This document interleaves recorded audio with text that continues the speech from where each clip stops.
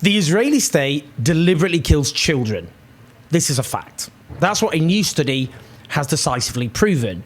Now, some context before I go into this study. We've constantly heard claims by cheerleaders of the Israeli state, and indeed leading figures of the Israeli state, that Hamas deliberately kills civilians while Israel does not. This is an attempt to claim that Israel's violence has moral superiority over that of Hamas, even as Israel has slaughtered countless more civilians. Indeed, we should all be agreed that each and every of the 36 Israeli children killed on the 7th of October represented a heinous crime. That this therefore means the around 14,000 Palestinian children we know to have been killed is a crime of unimaginably obscene proportions, and that figure is itself likely to be a drastic underestimate. More on that later. Indeed, it should be noted that many of the Israeli children killed on 7th of October were killed by untargeted Hamas rockets, while Israel claims it has moral superiority because it uses targeted missiles, which, given the biblical death toll, is rather hard to process. Around 3.5% of those killed on 7th of October were children, including one baby who was killed after Hamas militants shot bullets through the door of a safe room. Approximately 40% of Palestinians killed by the Israeli state since 7th October are children. Now, this new study is a joint venture between Forensic Architecture, a research agency based at Goldsmiths at the University of London, and Al Jazeera journalists. It's a study into the killing of Hind Rajab, who was 6 years old, along with her family, including 4 other children, her cousins and 2 adults, on the 29th of January this year. Her family had been attempting to flee their neighbourhood in Gaza City as Israeli forces invaded. The Israeli army had posted an evacuation order on social media, telling residents of West Gaza City, including where they lived, to go south, with satellite imagery showing it wasn't possible for them to move south in the morning because of debris from a recently destroyed high-rise building. Now, her 15-year-old cousin, Lion, had rung the Palestine Red Crescent to beg for help. And then you could hear her being shot to death by Israeli forces. Hind then rings the Red Crescent herself and begs for help, emphasising how scared she was and that she was scared of the dark. You can hear the ambulance operator being extremely emotional as she talks to a deeply traumatised and terrified little 5-year-old girl. Both Hind and her cousin reported clearly that there was a tank nearby. Only the Israeli state has tanks. The Red Crescent sent an ambulance with coordinates sent to the Israeli forces. The Israeli forces then destroyed the ambulance, killing both paramedics. Their bodies were found 2 weeks later, as well as the bodies, of course, of this family. In this car, which had been riddled with bullets, and it should be said, in terms of the paramedics, almost nothing remained of their bodies. They were found about 50 metres away. Now, according to the Forensic Architecture study, the mother of Hind, who wasn't in the car, saw shots fired at the car from an intersection to the north of the home. The satellite images showed Israeli military vehicles with the shape and size consistent of Israeli Merkava tanks.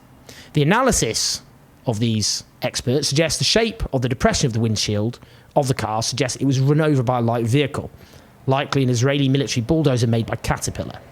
They've used the visual evidence to map the bullet marks and mapped a total of 335 bullet holes on the body of the car. 335 bullet holes.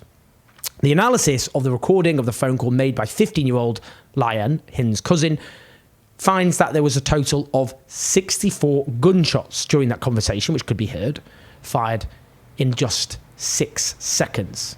Those firing the shots were firing at a range of 750 to 900 rounds per minute, which exceeds that of an AK-type rifle, most commonly used by Hamas. They suggest, instead, the experts, that it's consistent with weaponry issued by the Israeli army, like the M4 assault rifle or the type of machine gun used on a Merkava tank. Their analysis finds that the tank could only have been between 13 and 23 metres away from the car when Lion was shot. And just listen to this sentence. Let me just read it and listen to it carefully.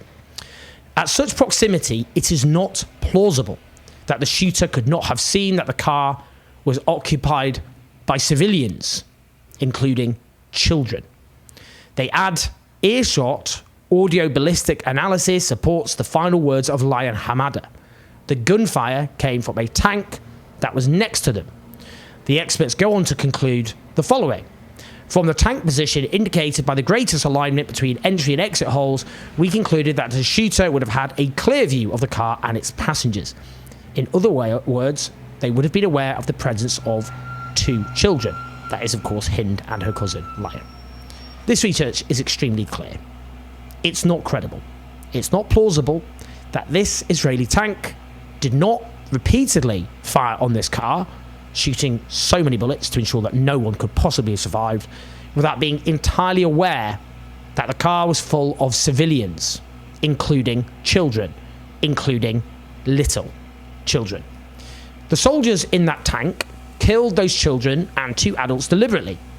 That is the only possible conclusion you can arrive at based on the evidence. If just this one atrocity had happened on the 7th of October, Israeli kids, one of them 5, begging for their lives, terrified, on the phone to an ambulance responder, all deliberately gunned down by Hamas militants who can see very clearly that they're slaughtering children with bullets. And then an Israeli ambulance coming to rescue them is blown up by Hamas militants, killing 2 Israeli paramedics. If that one atrocity had happened, it would have been regarded as one of the most abominable atrocities of that day. It would have been presented as evidence to the despicable barbarism of Hamas. It would have been one of the main crimes which politicians and media outlets in the West would have focused on.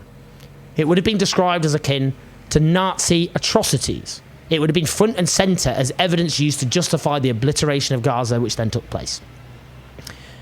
You know when I say that I'm saying the obvious truth. We all know that's true. Here is just one case study that illustrates that Israel's genocidal campaign against Gaza, one backed and armed by our governments, one legitimised and supported by media outlets, is deliberately murdering children and perpetrating some of the worst atrocities of the 21st century in full public shameless view. Now, we know from reports earlier this year that foreign doctors who've gone to Gaza have reported receiving children who had sniper shots to the head. And the kids we're talking about include 5, 6, 7-year-olds. Now, it gets worse, gets even worse. Today, Save the Children have issued a press release. And this press release is absolutely chilling. Save the Children, of course, one of the most credible international NGOs on earth. They say up to 21,000 children are estimated to be missing in the chaos of the war in Gaza, many trapped beneath rubble, detained, buried in unmarked graves, or lost from their families. That includes those who are unaccompanied and separated, with 4,000 kids likely missing under the rubble and an unknown number in mass graves. Others say they've been forcibly disappeared, including an unknown number detained and forcibly transferred out of Gaza, with reports of ill treatment and torture. That's on top of the more than 40,000 children officially declared by Gaza's authorities to be killed, around half of whom haven't been fully identified, partially due to their bodies being harmed beyond recognition. A really important point, because there's this attempt to discredit the official death toll as though it's been inflated, when actually the evidence shows is extremely likely to be a drastic underestimate. Not least because now, given the sheer level of destruction and chaos in Gaza, it's become extremely difficult to keep the reporting system up as regards death. Save the Children also report children being found in mass graves. They say that many of these graves show signs of torture and summary executions, as well as potential instances of people buried alive. What a world we live in, when it's those who oppose some of the worst atrocities of our age who are the ones who face being silenced and marginalised, arrested, sacked, while those who cheered on and facilitated this genocidal rampage are treated as respectable and moderate. Well, these crimes are too extreme, too big, too repulsive to get away with. People have seen too much to be unseen, heard too much to be unheard, read too much to be unread. Israeli impunity is collapsing in real time. We can see that from the International Criminal Court, with the chief prosecutor's request for arrest warrants against the Israeli Prime Minister and his defence minister, with, it's believed, more crimes to be added to the list and potentially more people subject to arrest warrant requests to the International Court of Justice. So, as I began, the Israeli state deliberately kills children That itself is all you need to know. One of the great crimes of our age, and everyone who's complicit in this has to be held to account. Please like and subscribe. Do leave your comments. Do help us keep the show on the road and take on this pro-genocide media at patreon.com/OJS84. Listen to the podcast. I'll speak to you soon.